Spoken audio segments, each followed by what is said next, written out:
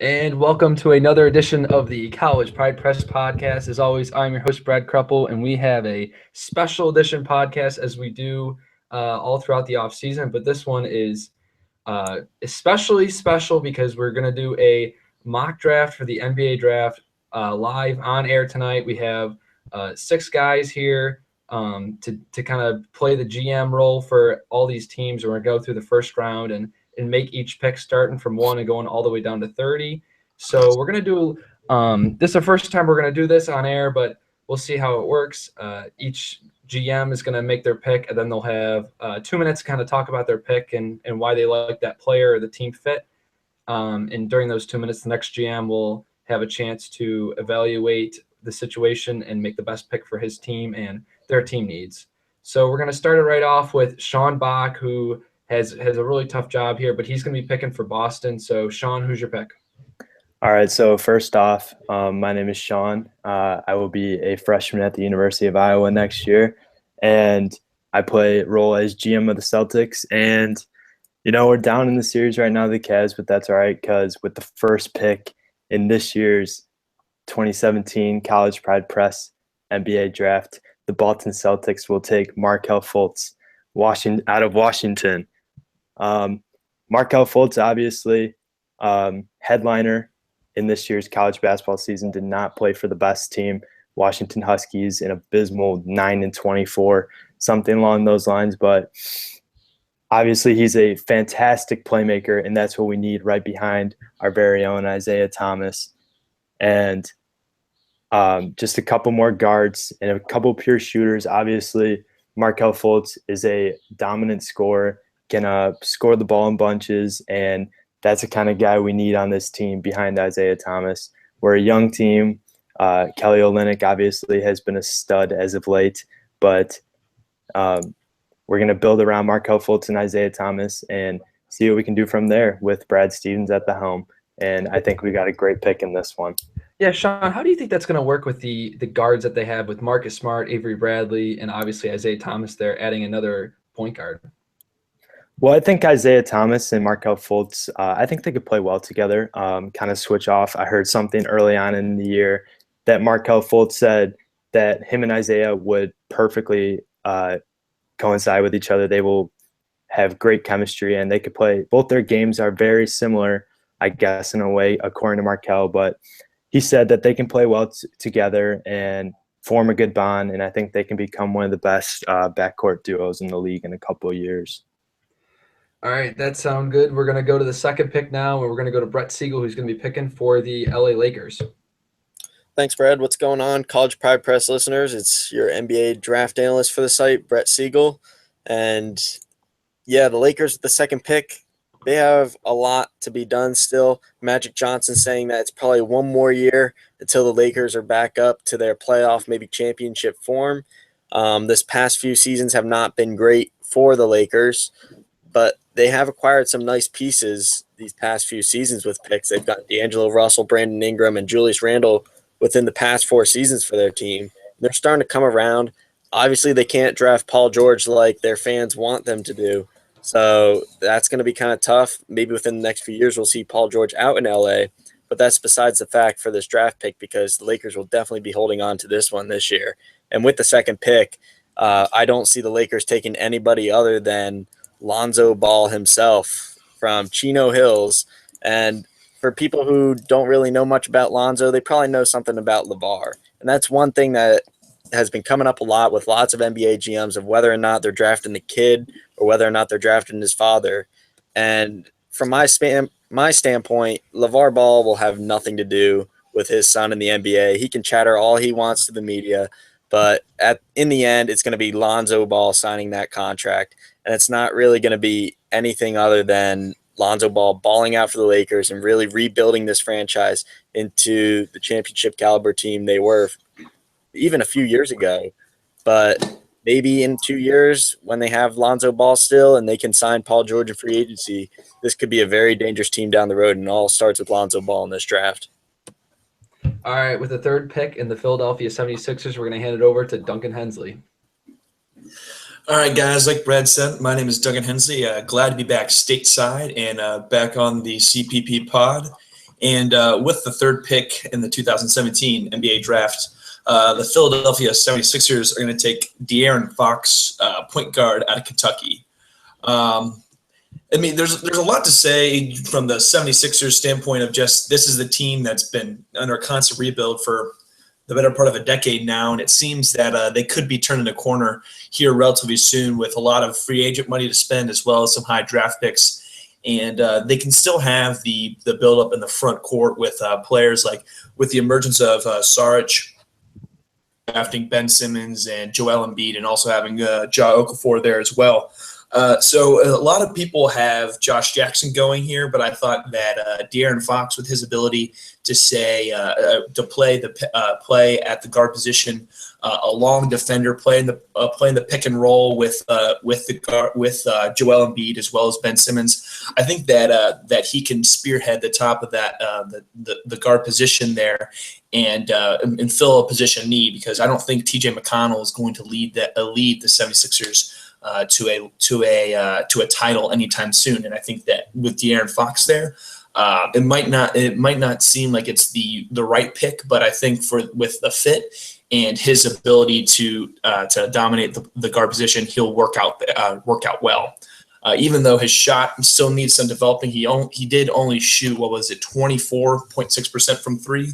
He's still at an effective field goal percentage of 49.8% per KenPom. So I think that he'll be able to develop as he ages, as he fills out his body a little more, and will be able to lead the 76ers back to their former glory when Allen Iverson was playing point there. All right, with the next pick, the fourth pick for the Phoenix Suns, we'll go to Zach Beeler. Yeah, I was getting ready to draft Jason Tatum here, but with the unexpected pick at number 3, at number 4 overall, we'll take Josh Jackson out of Kansas, a small forward. There's no debate that the Suns had a very tough year this year, and it doesn't really look to be they don't have anyone on the wing, which is why I put Josh Jackson there, or Jason Tatum, but I think Josh Jackson provides a little more athleticism, a little bit of a higher ceiling, especially on the defensive side of the ball. We saw him when he plays with a great point guard like he did with Frank Mason at Kansas this last year. He was really able to thrive in that system. He's a better shooter from the outside than Tatum in that regard. I think Bledsoe can fit in well with him there, getting them the ball in that system. They like to keep it moving fast. He's got an elite scorer next to him in Devin Booker. So he doesn't necessarily have to step into that scoring role right away, can kind of find his place. The Suns aren't in any position to try to win quickly, so they can kind of bring him along slowly, ease him into it, and help him find his role that way. So I think that it could be a very good pick for the Phoenix Suns if Josh Jackson does in fact slide to that 4th overall place. All right, and I am the GM for the Sacramento Kings. So with the 5th pick in the 2017 NBA draft, I'm going to select Jason Tatum, the small forward out of Duke. I didn't think that any of the top 3 point guards were going to fall, but if one of them did, that was going to be the pick. So then it was kind of the best available player at that point, and I went with Jason Tatum. He's a great scorer and can really fill it up for the Kings, who have a number of developing players, and they have Buddy Hield as well as Malachi Richardson at the 2 guard spots. So adding Tatum there will be kind of filling a need, as well as adding a high upside player that can score and has really great potential in the NBA. So with the 6th pick, we're going to go to Brett Siegel for the Orlando Magic. With the 6th pick for the Orlando Magic are going to select Malik Monk from Kentucky. If anybody watched any of Malik Monk's games this year, anybody can see that this kid is just a pure shooter, and that is exactly what Orlando needs on the outside. Their roster, they just got rid of Serge Ibaka at the trade deadline, acquiring Terrence Ross, but he's not really an outside threat, and Evan Fournier is not really that outside threat either. So they don't really have anybody that they can rely on the outside. Bringing in Malik Monk to this system, he can immediately be a productive playmaker outside and take a lot of pressure off Aaron Gordon and Nikola Vucevic inside. And it would really create some space on the floor for Orlando, because you got to respect the shooting game of Malik Monk. He's arguably one of the best shooters in this draft class. And going on to an Orlando Magic team that desperately needs a shooter, it can really help this team go a lot. All right, Brett, I'm going off of what you said with Evan Fournier as well as Elfrid Payton. You've seen the lack of development from specifically Payton as really a player. We saw the Magic traded Victor Oladipo, kind of felt like they were picking Elfrid Payton over Victor Oladipo to stay with as a rebuild. Do you think that Fournier or Elfrid Payton could get moved in the case that Monk is selected? I could see that. I mean, I could see the Magic moving up for another pick in the top 10 because don't forget, and we're going to touch on it later, but the Magic do have another first-round pick, so they may shop that with one of those guys to move up and get one of these young point guards that are still left on the board. So, yeah, I could definitely see them moving one of those if they are to draft Monk for the outside. All right, with the 7th pick, we're going to go to Ben Outen with Minnesota Timberwolves. Hey guys, I'm Ben Otten. I'm going to be a sophomore at TCU next year, and I'm representing the GM for the Minnesota Timberwolves. And with the 7th pick of the 2017 NBA draft, Minnesota Timberwolves select Jonathan Isaac. So Jonathan Isaac is a power forward freshman from Florida State, and I just really feel like he fits the need for the Minnesota Timberwolves. They've been building a lot through the draft in the past couple of years, especially with their first-round picks being in the top 10 or top 5. And power forward is a position of need in their situation because they obviously have outstanding guards. And Ricky Rubio has been given some time, and he gets a lot of stick, but I think he really fits I really think he really fits their system because he's a pass-first guard. And Zach LaVine's at the 2. He's an outstanding athlete, and he can really develop into a good scorer. You have Andrew Wiggins at the 3 and Karl-Anthony Towns at the 5, who are really turning into all-star caliber players.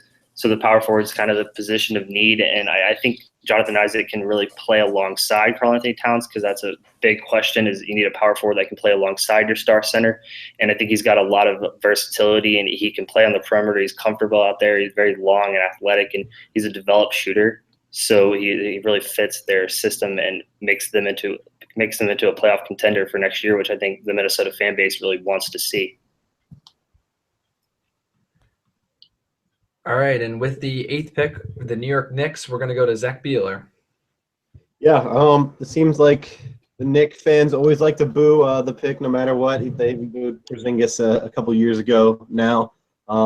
But I think they have a chance to knock it out of the park here. And at 8th overall, I think they'll take Dennis Smith Jr., freshman out of NC State. Obviously, NC State did not have the greatest year this year, but it was not for lack of talent. They had a couple good players beside Dennis Smith Jr., which really gave him a chance to show what he can do with some talent alongside him. In the open court, he's extremely explosive and quick, changing gears in the open court and leaving defenders in the dust. An okay shooter. I think he shot 36% from 3 last year, which was okay, but you're going to want more out of your guard. So that's one thing he'll be looking to improve. It remains to be seen how he fits into that triangle offense, especially if Phil Jackson does want to stick with it. But, we've heard from players in the past that they kind of ditch that once the game gets close or whatever. So that's a potential scenario there. But I do think that a point guard heavy draft, Dennis Smith could very well be a point guard of the future for the New York. And a quick question for you, Zach, with the Knicks pick here.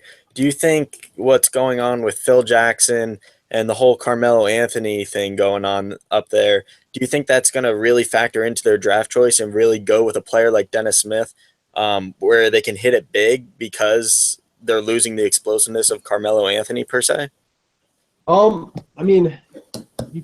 for my opinion, especially if it's not resolved at draft time, you kind of have to keep it separate, Carmelo and the rest of your team, because regardless of whether Carmelo leaves or not, or you trade him or not, you still have to build around someone.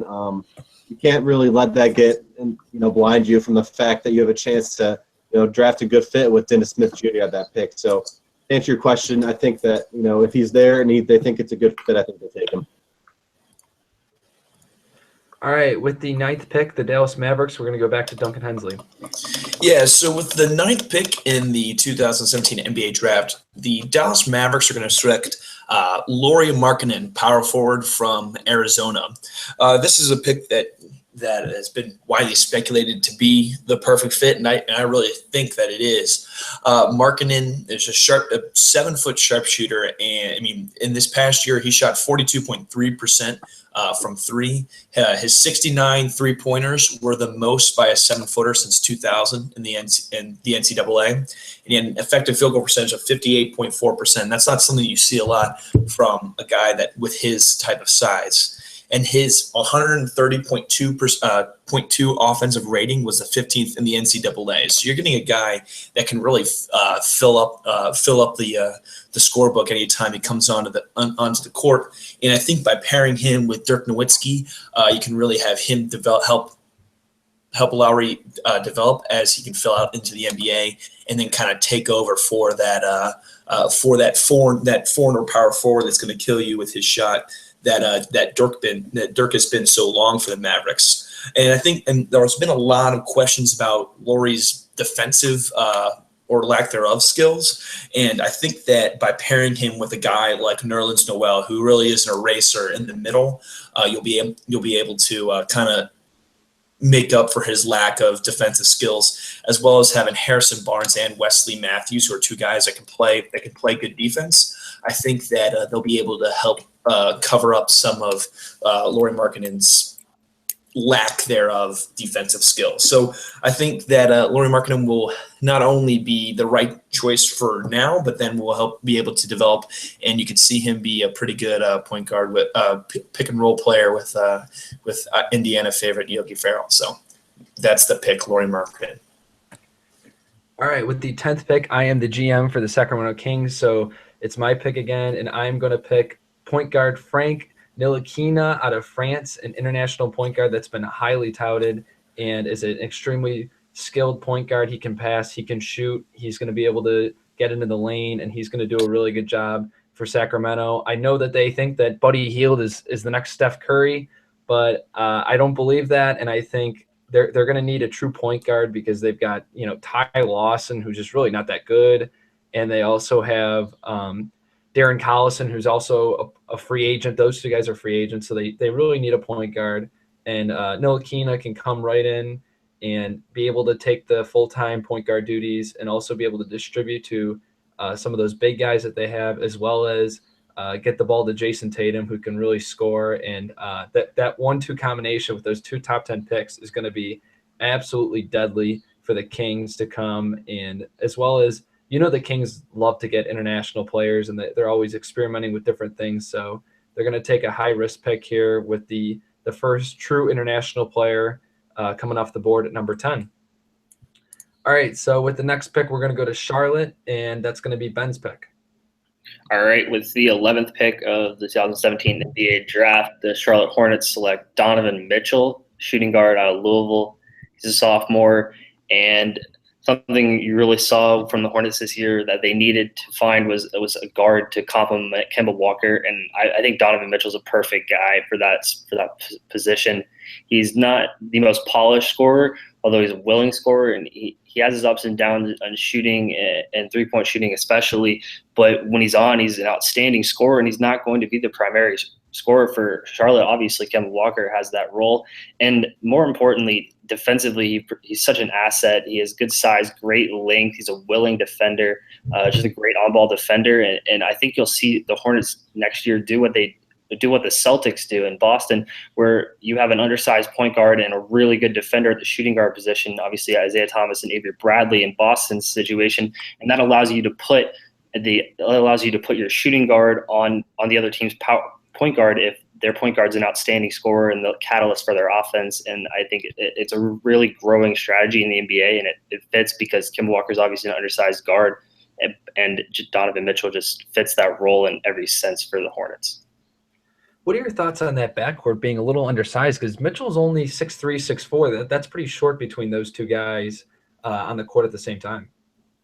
Yeah, that definitely came into my mind because, but Mitchell doesn't really, he is 6'4", but he doesn't really strike me as a 6'4" guard. He has very long arms, he's very just long and lanky and just an athletic guy. He's a good rebounder, so his size is good enough to get him rebounds, I think, in the NBA. And with the guys they have down low, they have a bunch of pieces at the center position that can rebound. So I don't know that it'll be so much of a problem. All right, with the 12th pick, we're going to go back to Sean Bach for the Detroit Pistons pick. So with the 12th pick in this year's NBA draft, the Detroit Pistons will select Terrence Ferguson, shooting guard. So with Dennis Smith Jr. and Donovan Mitchell being taken, I have to take a gamble on Terrence Ferguson in this one because obviously the Pistons need that solid outside scorer who can put the ball in the bucket at an efficient rate and be kind of the guy in that offense that they don't really have any big names besides Andre Drummond, but they kind of been missing the guy in the backcourt that knows how to score the ball at an efficient rate. And I think Terrence Ferguson obviously fills that void. The only question about Ferguson is he went to go play overseas for a year instead of playing for Arizona, I believe, which where he was originally committed. But I think, his stat line wasn't very appealing, but obviously I think he can be a 3-and-D type of guy and possibly develop into a solid scorer who can do a little bit off the bounce and then off the catch and shoot. So that'll be something to look out for. And I mean, he has pretty good measurements with a nice wingspan, and he's pretty good size for his position. So I think he can develop into a special player for the Pistons right away. I don't know if he'll be a starter in the NBA, or I could see him more as a role player, but there's obviously something there that the Pistons like about Ferguson, and I think he can develop into a decent player in the NBA someday. All right, with the 13th pick, the Denver Nuggets are on the clock, and we're going to go to Brett Siegel for the pick. All right, with the 13th pick for the Denver Nuggets, the Nuggets will select Justin Jackson out of North Carolina. Justin Jackson really took a step this year at North Carolina and led them to a national championship once again, and this time they actually won it.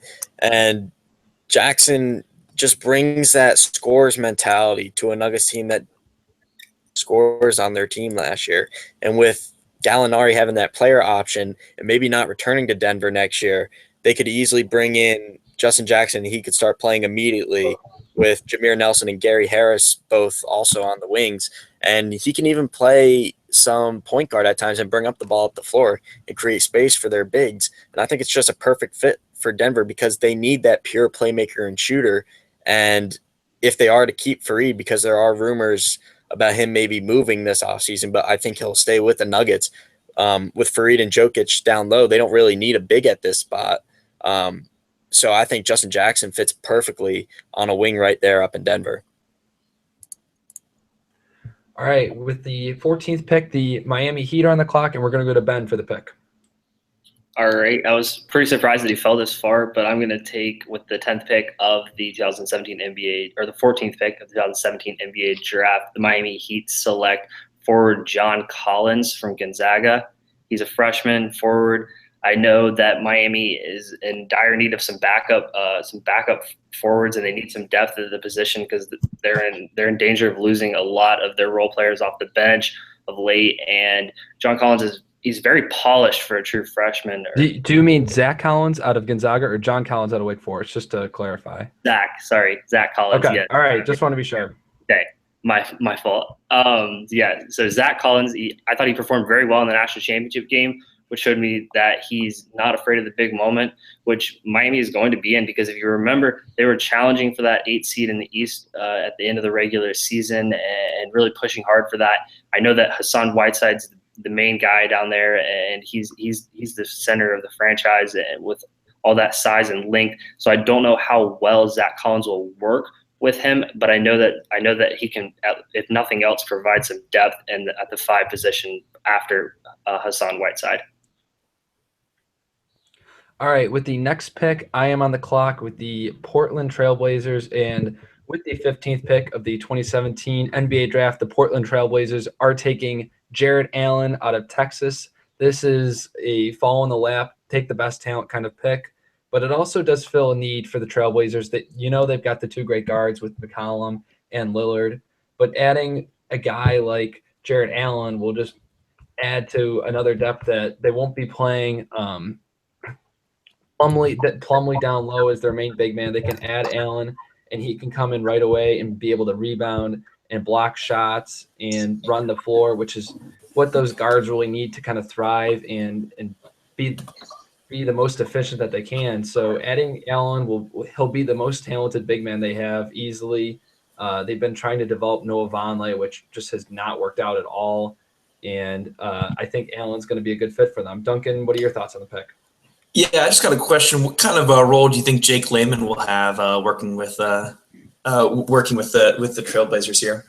I think he'll be able to pour the water for Jarrett Allen once he comes off the bench and be able to fill up the Gatorade bottles for everyone as that team just waits out until Golden State kind of goes downhill. Do you think Jake Layman give him some hair tips? I know that Jared Allen struggles in that department. Jared Allen has incredible hair. I don't know what anyone's saying. I love the hairdos. All right, with the 16th pick, the Chicago Bulls are on the clock. So what does Zach Beeler have to say about this pick? Yeah, I had my two favorite picks taken back-to-back right in front there, so thank you to you guys. But there's still a couple really good players that I think could fit in well. So at number 16 for the Bulls, I'm going to take Justin Patton, freshman out of Creighton. He's a center. He was part of that. Creighton had a really good team there for a while until they had some off-the-court issues with their star point guard. But he still had a very successful freshman year. Got a lot of length, very tall. I think he's a true 7-footer. In the modern NBA, there's this tendency to want centers to play a little further out from the paint. I don't know how much of that he can do, but he's certainly got the athleticism and I think the desire to learn that, and certainly the motor to be able to do that in the future. It just really depends what the Bulls would want to do with him. Robin Lopez, the current center, I think that this is a guy that can develop under him, and Robin Lopez, to be honest, isn't really a star player. Justin Patton has the athleticism, a young player that can really develop and hopefully become a player that can take the Bulls back to their previous glory. All right, I love it. We'll go to the 17th pick where the Milwaukee Bucks are on the clock, and we'll go to Sean for the pick. So with the 17th pick in the 2017 NBA draft, the Milwaukee Bucks will select TJ Leaf out of UCLA. Obviously, the Bucks need a 4 or 5, kind of stretch 4 or 5 that can play right away. That TJ Leaf could be a starter right away in the NBA. Especially with the Milwaukee Bucks. You could put Don Maker up to the center position if guys like Henson or Monroe aren't performing well. And then you have Jabari Parker, too, who has been hindered by injuries, especially his whole career. But I think with TJ Leaf, what he brings obviously that shooting ability.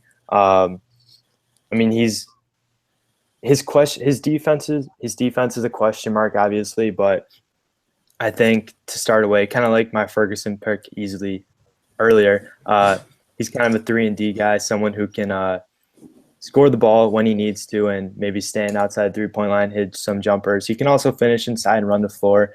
Very versatile. I think that'll fit in well with the Milwaukee Bucks system with their pretty versatile 4 and 5 big men. So I think TJ Leaf will be a great fit in Milwaukee for years to come.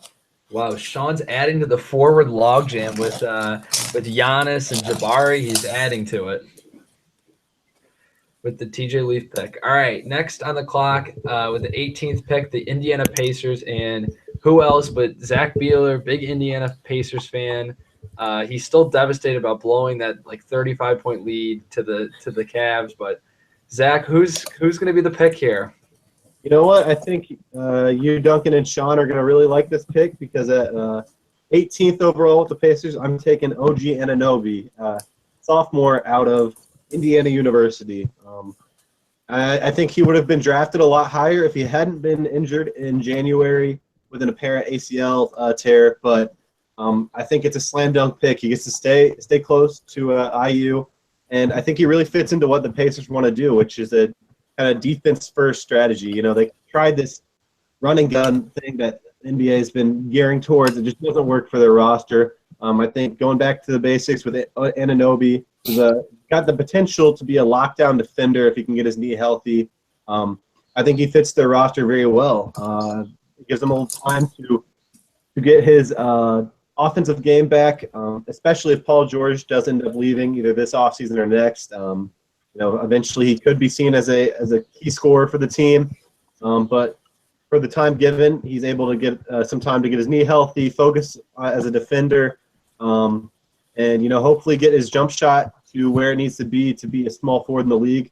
But overall, I think he stays close to where he went to college. Especially if Paul George leaves, they're not going to be a win now team. So he's definitely a more high potential guy. Give him some time to fulfill that. And overall, I think it'd be a great pick for the Pacers. Quick question, Zach. Kind of similar to what I asked earlier when you were the GM of the Knicks, but now a different team. I just wanted to touch on, and you mentioned it with Paul George. Do you think with all the rumors and him possibly being traded this year or being moved next year in free agency, do you see the Pacers kind of building ahead now and kind of drafting with the fact and knowing that they're going to be losing George within the next year or so? Yeah, I'd say more so with the Pacers than with the Knicks, because with the Knicks, I mean, Carmelo Anthony is coming down from his prime. He's coming to the tail end of his career. He's not necessarily a guy that you're going to build around if you're the Knicks anyway, especially for the future. With Paul George, I'd say he's just entering his prime, in his early prime. He's only 27. So if you're losing a guy like that, then you're losing someone that accounts for a whole lot of your team, a lot of your scoring, and on the defensive side too. So with that, you're not going to replace him right away, but I do think you have to draft in mind with thinking, okay, we're losing a guy in this role. What can we do to help fill it? More so than with the Knicks earlier. All right, and now we go to the 19th pick with the Atlanta Hawks, and we have Atlanta native Duncan Hensley here to make the pick. Yeah, so anticipation of this pick, I am wearing my Hawks shirt. I was hoping that Terrence Ferguson would drop, but he went higher than I thought. He was one of the guys that we really have no idea what to expect from his draft position. So instead, I'm going to go with a different look, different idea. And with the 19th pick in the 2017 NBA draft, the Atlanta Hawks are going to select Ivan Rabb, power forward out of Cal. And Ivan Rabb is a guy that Brad knows from our conversations off air, I've never really been a big fan of Ivan Rabb. I didn't really understand why Cal never seemed to play as well as I thought they should with a guy that was so good, especially last year with a couple but then as this year as well, they never seemed to click. But the numbers speak for themselves. He's a great rebounder, grabbing defensive rebounding rate at 25.6%. That was good enough for 38th in the nation. And you see, as he did have a little turn down in his effective field goal percentage this year to 49.7%. But he also was taking a lot. He also was taking more shots. In addition, he went 8 for 20 from three. So that was up from 2 3-pointers his freshman year at Cal to 20 his sophomore year, and he made 8. And then when you look at the comparisons on KenPom, you see names like Domantas Sabonis and Josh Scott, who are two guys that I think that kind of show you what his floor could be. And as you see, the Hawks are kind of in transition now with a transition with the potential with the free agency of Paul Millsap, as well as Dwight Howard, who's aging. I think that Ivan Rabb can kind of fit that 5 position for years to come for the Hawks, and then can move towards being a more focal point as Taurean Prince and the team develops, especially with Dennis Schroeder at the point guard position. So I think that with this pick, you go low downside and high upside with Ivan Rabb. Well, I am so disappointed that this isn't Bam Adebayo here. You got to get a backup for Dwight Howard, and you get little Dwight Howard. I think that was a perfect match. But I think one Dwight Howard is enough for anybody. I don't think we need any more Dwight Howard. I like that pick, though. I think Rab's going to be able to play a role right away, but he does have the room to develop. I'm on the clock with the Portland Trailblazers again as the GM. And with the 20th pick in the 2017 NBA draft, the Portland Trailblazers are going to select Jonathan Jean, a center out of France. I've been loading up on the international guys this year, and I just kind of fell into my lap again. Jean's a center, 7'2". He only weighs 210 pounds, so obviously there's a lot of work to be done there. But he has a high upside, and after you draft Jarrett Allen, you can get a guy that can sit on the bench and develop and put some weight on. And then, they're going to need a big man eventually down there in Portland.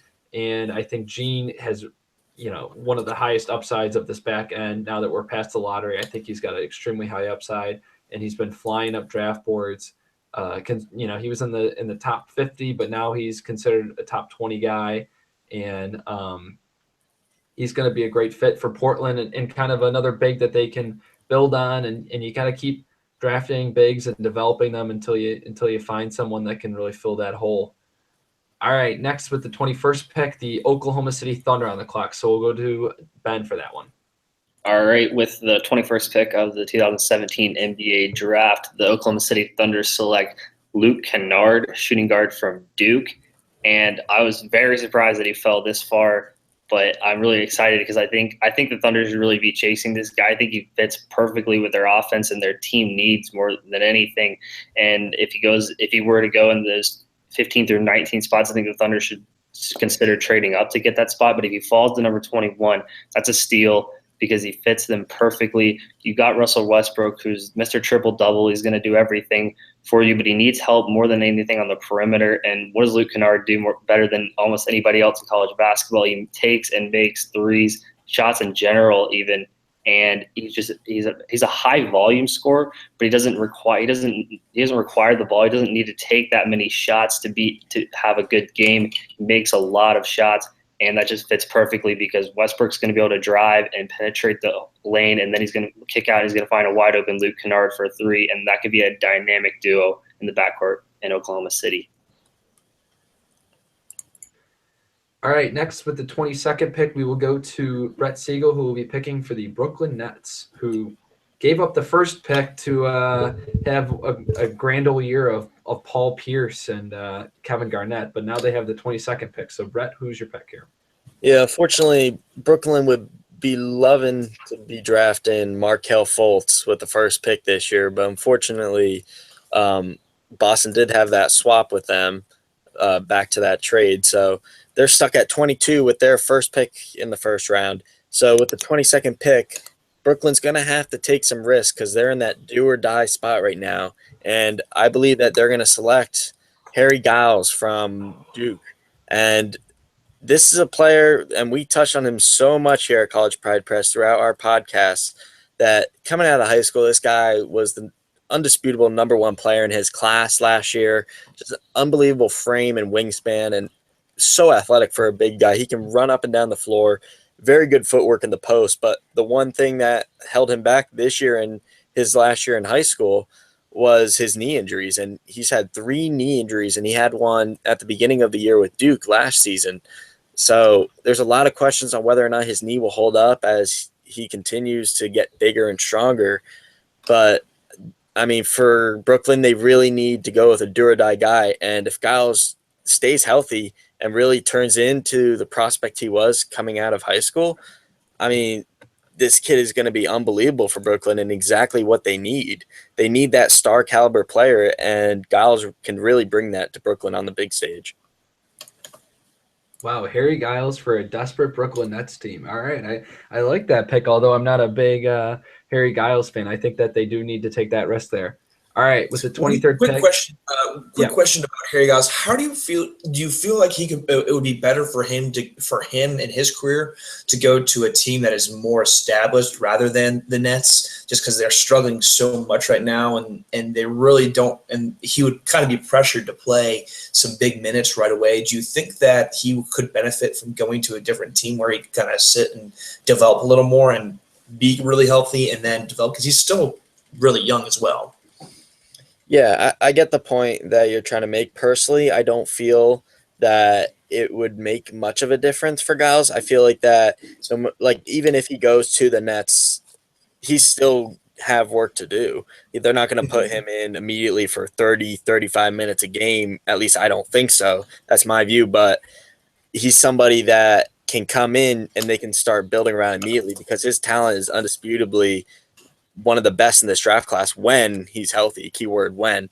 So I think that no matter what team drafts him, they're definitely going to be aware of the knee injury history, and his minutes are definitely going to be limited his rookie year, but they're definitely going to be looking at the complete project within the next few years. Sounds good. All right, with the 23rd pick, the Toronto Raptors are on the clock, so we're going to go to GM Duncan Hensley. Yeah, so here we'll go with the 23rd pick in the 2017 NBA draft. The Toronto Raptors will select Tyler Lydon, power forward from Syracuse. Lydon is another guy that he's one of these bigger shooters, kind of in the similar mold to Lauri Markkanen. But maybe not as high as a ceiling, but I think he has a little lower of a little higher of a floor than Markkanen does. Lydon, for those that don't know, 6'9", stretch four really that I think can step up and have and fit well in today's modern NBA. He played really well in last year's NCAA tournament run that Syracuse had, and he put up similar stats this year as he stepped into into a kind of more of a leadership role with the Orange. Similar stat. I mean, just a slight downtick with 3-point shooting, about 40%, and then he was about 52% from two, which was good for a 55% effective field goal percentage. And he was a great rebounder, grabbed almost 20% defensive rebounding percentage. For Jim Boeheim's team, and I think that when you're looking at this Raptors team, they kind of they're going in with a little bit of uncertainty at the forward position as they kind of went all in with trades to get Serge Ibaka as well as PJ Tucker, and it didn't work out. They ended up crashing out early in these playoffs, and I think that by putting in Lydon, he's a guy that can pretty much play from day one, and he wouldn't necessarily be pressured with having the scoring ability of DeMar DeRozan, and I think that they will re-sign PJ Tucker, but it really comes down to what the plans are versus Serge Ibaka and Kyle Lowry, because he's also going to be a free agent.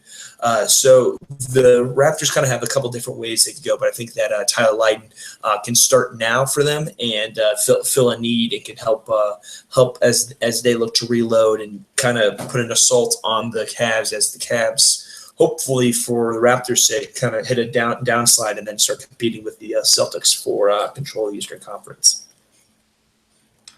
All right, I am the GM of the Utah Jazz, and with the 24th pick in the 2017 NBA Draft, the Utah Jazz select Hamidou Diallo, the combo guard out of Kentucky, the mystery man that is going none and done.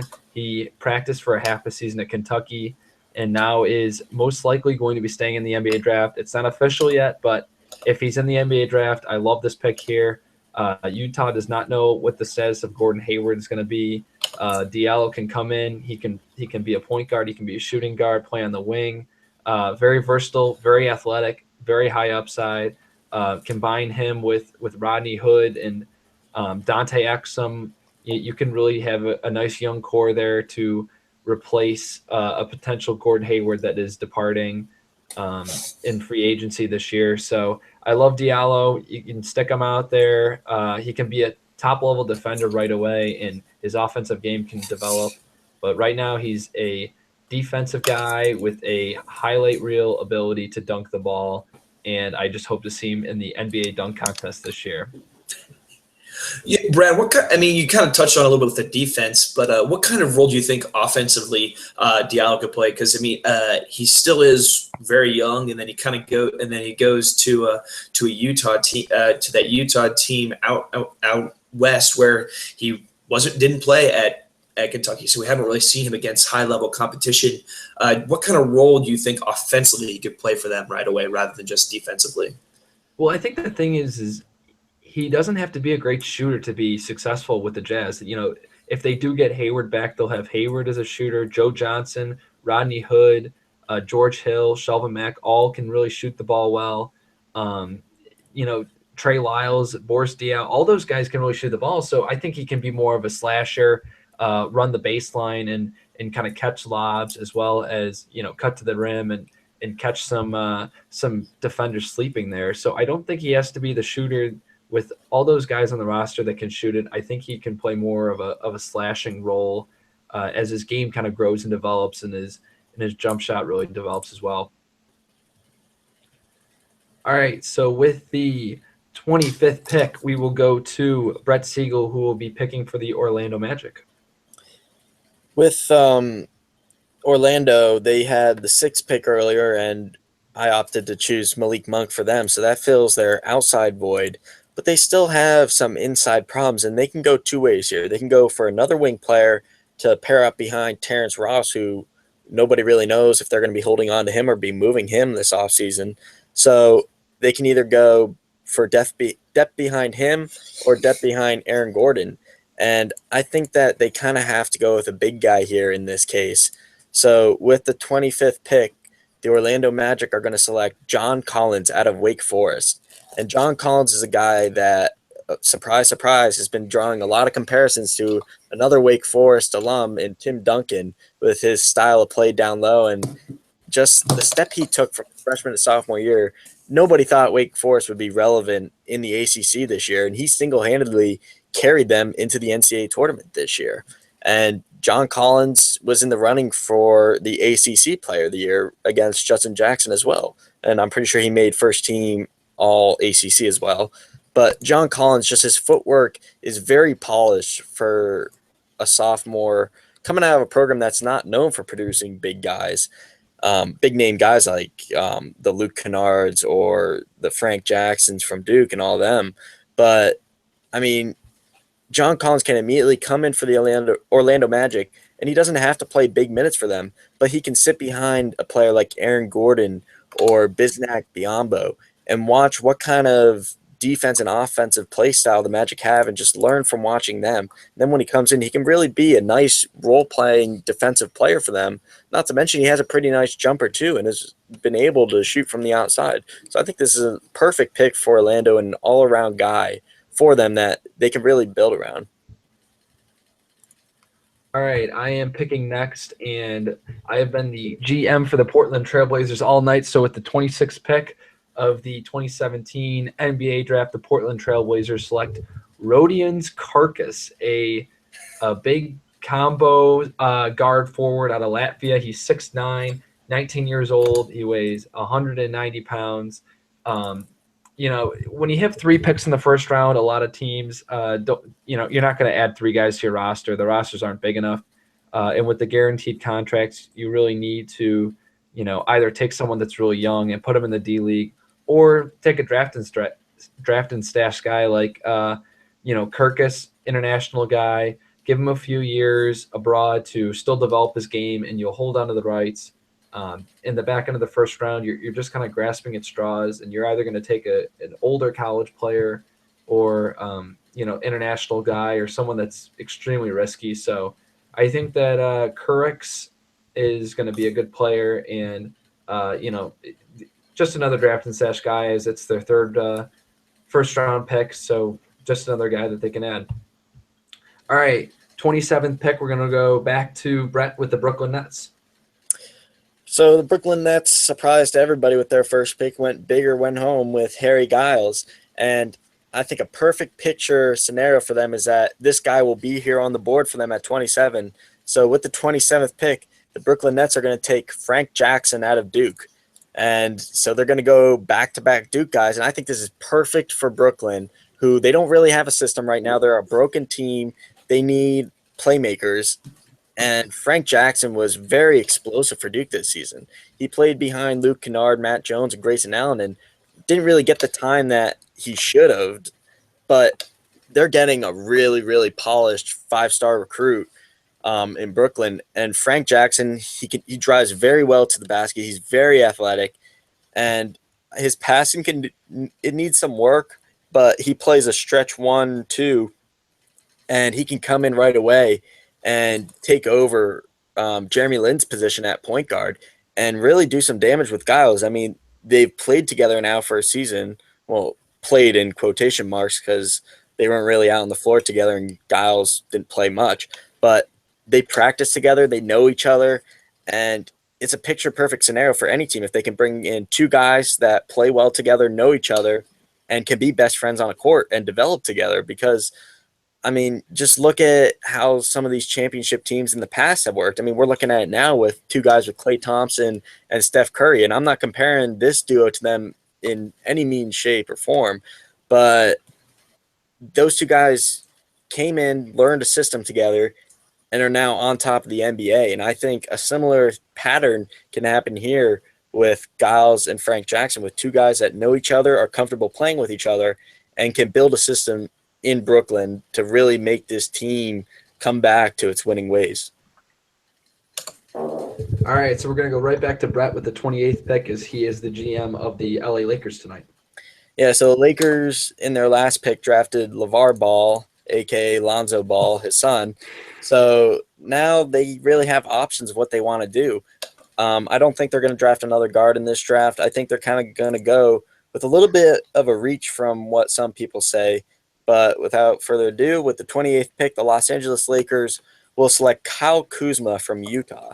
And lots of people don't really know much about Kuzma. He's on those West Coast games at night with Bill Walton. So right there, a lot of people turn off the TV with that. But Kyle Kuzma at Utah this year, he played fairly well and took over where Jakob Poeltl left off last year. He averaged 16.4 points per game and 9.3 rebounds per game. And he could really help the Lakers behind Julius Randle, because Julius Randle has had a very injury-prone few seasons in the NBA. And his minutes are going to be limited this season because he's kind of sluggish this season. He hasn't really looked great. And so Kyle Kuzma coming in can immediately contribute as a six-man, seven-man off the bench. And I think he fits perfectly in their system behind some of their young guys, and they can just mold their own system until they can get that superstar in a few years.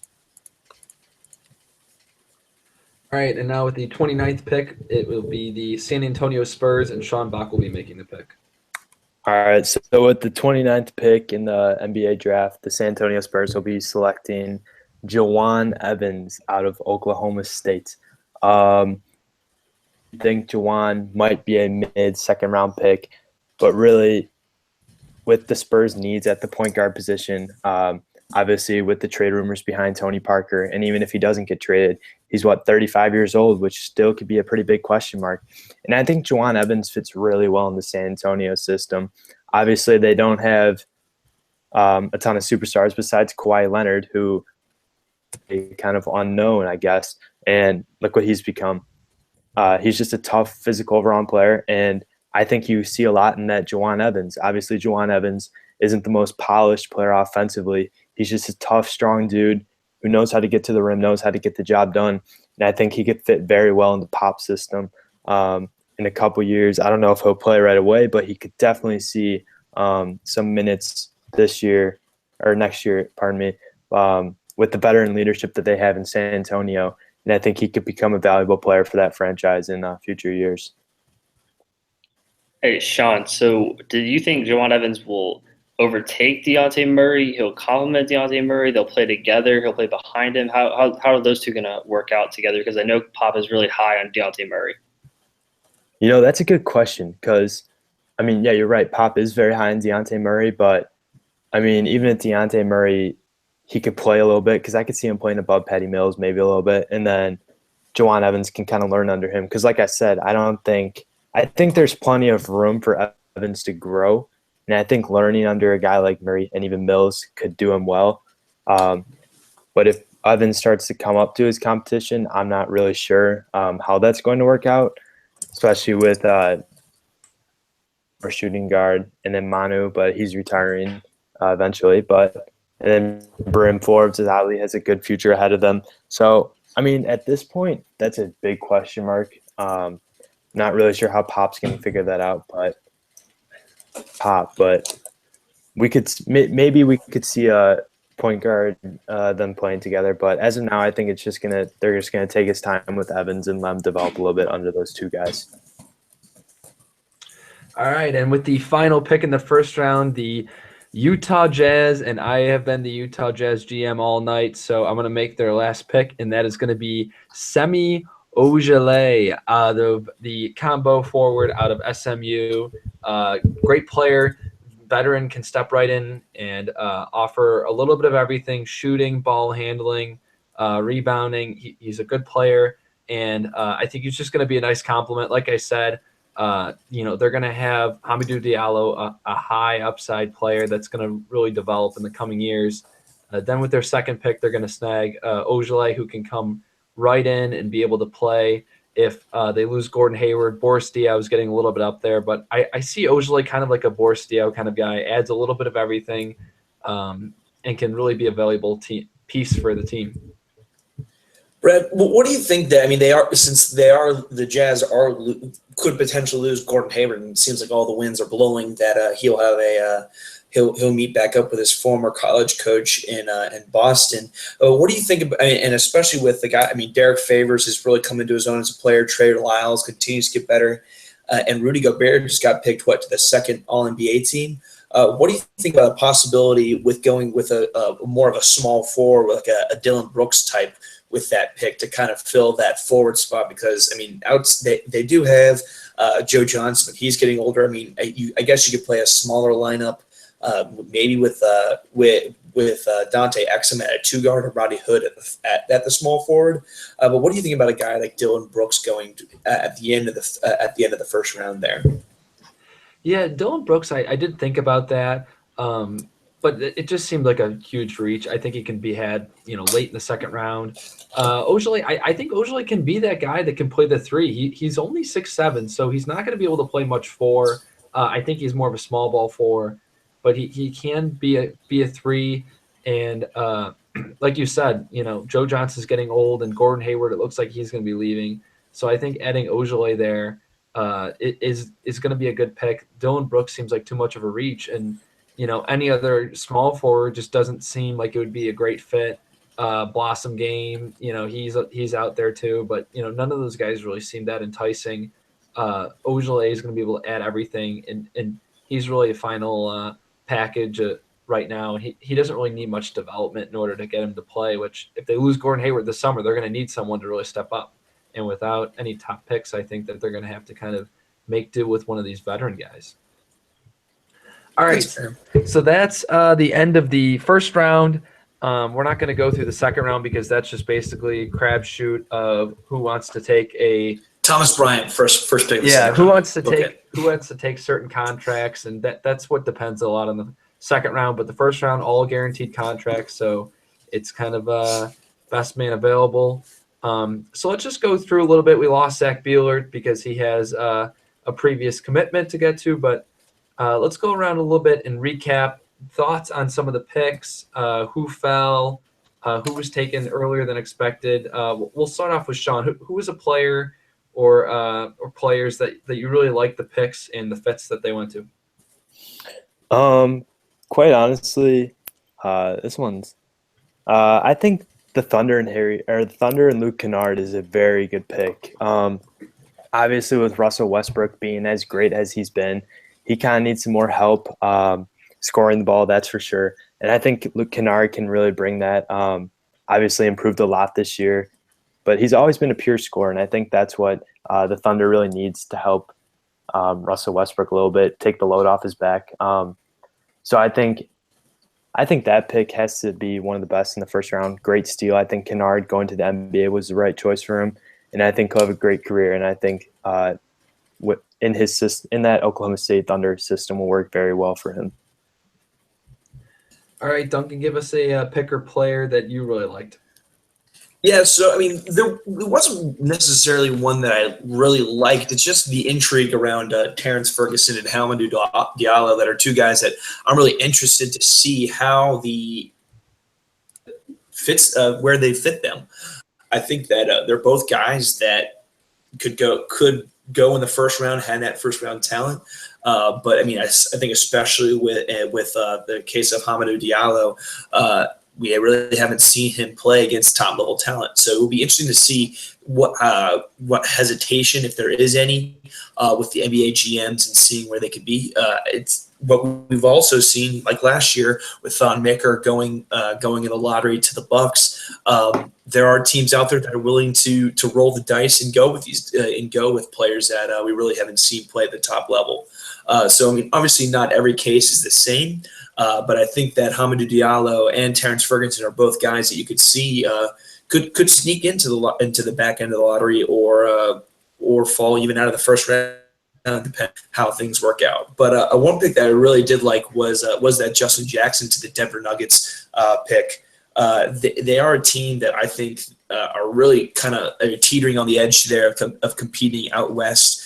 They're very young. I mean, with Jamal Murray and Emmanuel Mudiay, I think those are guys that could really develop into a nice two guards, and then Juan Hernan Gomez is another player that's very intriguing to me, just as a developmental player. And then Jokic is really good too. So I think that the Nuggets are an interesting team that if they do end up with Justin Jackson or another kind of polished wing like him, you could see them compete to make that back end of the West and develop into a bigger player. So that's a pick that I really think would be good for both player and team, and could vault the Denver Nuggets into a more competitive playoff picture there. All right, Brett, give me a few picks that you liked. Yeah, well, I really liked the Markelle Fultz pick. No, I'm just kidding.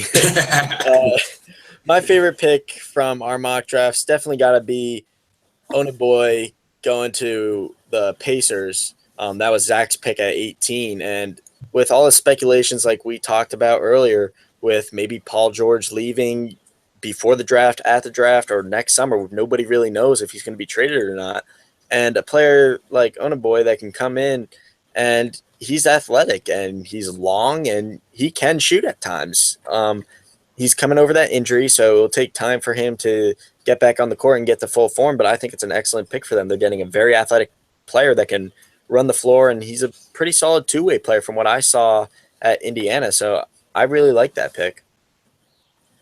All right, Brett, Ben. quick question. What are you seeing at, and not just this mock draft, but other mock drafts where a player is maybe not getting the buzz that you think he should, maybe coming in from not in the second round or sneaking to the first round, or a guy that is like late first round that should be taken in the lottery?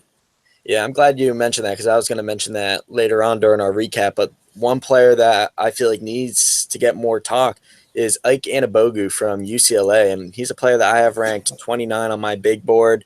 I have him going early second round, I believe, on my mock draft that I released earlier today. And he's just a guy that is another physical freak. His wingspan was one of the largest measured in this draft class. His height is outstanding for a big in the league. He stands 6'10", 230. He's a young guy. He's going to be drafted at 18 years old, soon to turn 19. And he's really a polished center. I mean, he's a defensive freak. He comes out of nowhere at times, just swats the ball into the second, third level. And yeah, his offensive game is not polished at all. It's a lot like Bam Adebayo's, where it's just throw it up to him and he'll throw it down.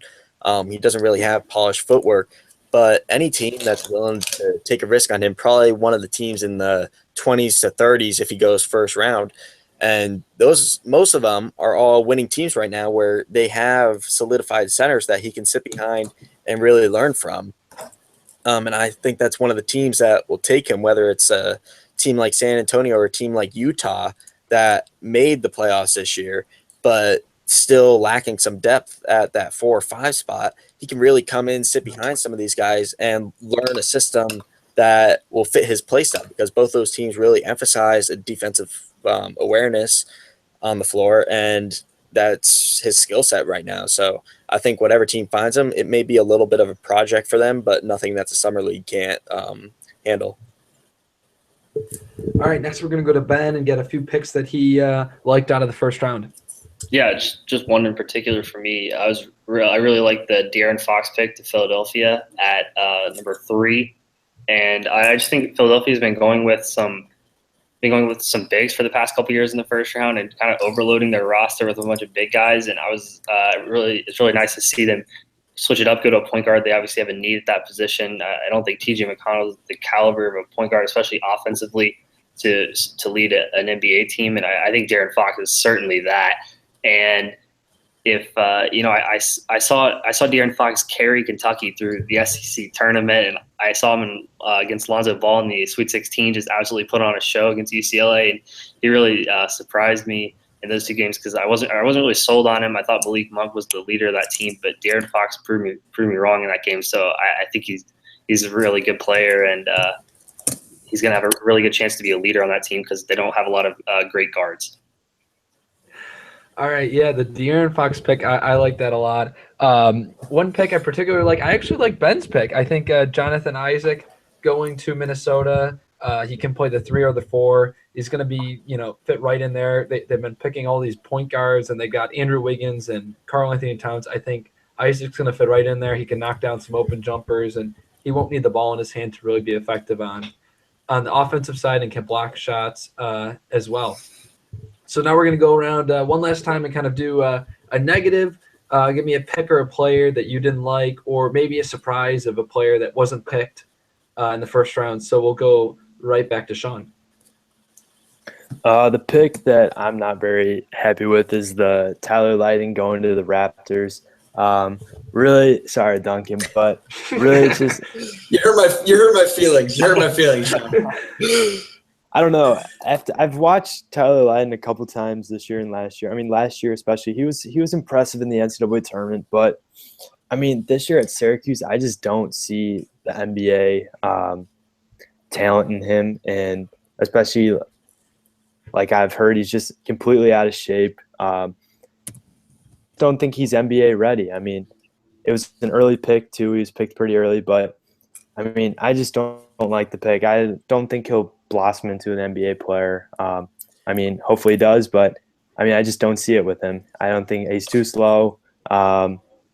He shoots it well, but I don't think he'll shoot it well enough in order to succeed. But I mean, honestly, I just don't see him really becoming to a impactful NBA player.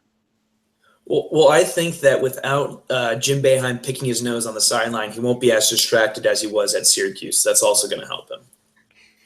Yeah, that's probably going to be true. Any time you can get away from Jim Boeheim is a good thing. All right, Duncan, give us a pick that you didn't particularly like.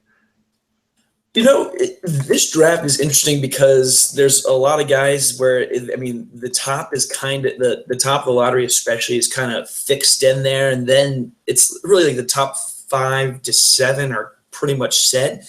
And then really the rest of the first round, there's good players to be had, but then it's just a matter of figuring it out and figuring out what team if the player fits best with.